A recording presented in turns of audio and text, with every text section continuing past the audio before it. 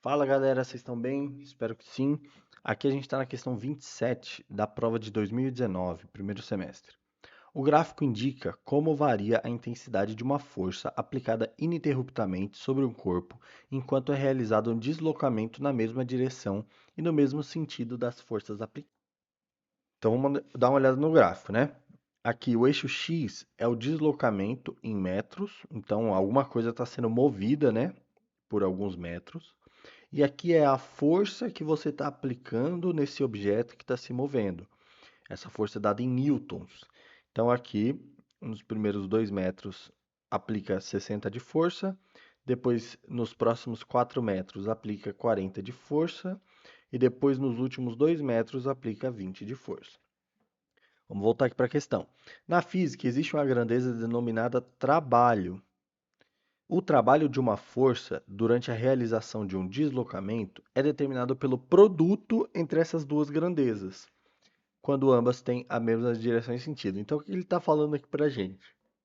Ele está falando que o trabalho é o produto, ou seja, a multiplicação entre a força e o deslocamento. E aqui embaixo ele pede, considerando o gráfico dado, o trabalho total realizado no deslocamento de 8 metros corresponde a, em joules, né, que é a unidade de trabalho. E aqui basta a gente fazer aquela análise que a gente tinha feito no começo. Se o trabalho é força vezes deslocamento, então a gente só soma todos os trabalhos realizados, né?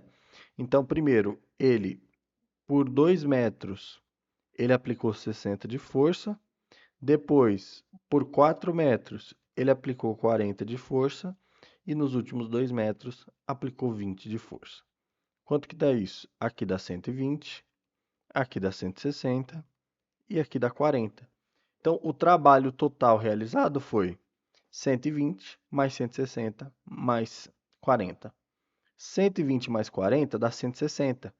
Então, 160 mais 160, 320. Beleza? Então, rapidamente a gente acha aqui a alternativa E, muito simples. E a única diferença dessa questão para uma questão clássica da ETEC é que geralmente, na maioria dos casos, a ETEC ela vai te dar um quadradinho assim com a fórmula que você tem que usar. Então ele daria um quadradinho com a fórmula dizendo trabalho igual força vezes deslocamento. A diferença é que aqui ele colocou no texto essa relação. Então você tinha que prestar atenção no texto para pegar essa fórmula, beleza? Mas no final das contas está aqui, é a alternativa D, beleza? Então é isso, nos vemos na próxima questão.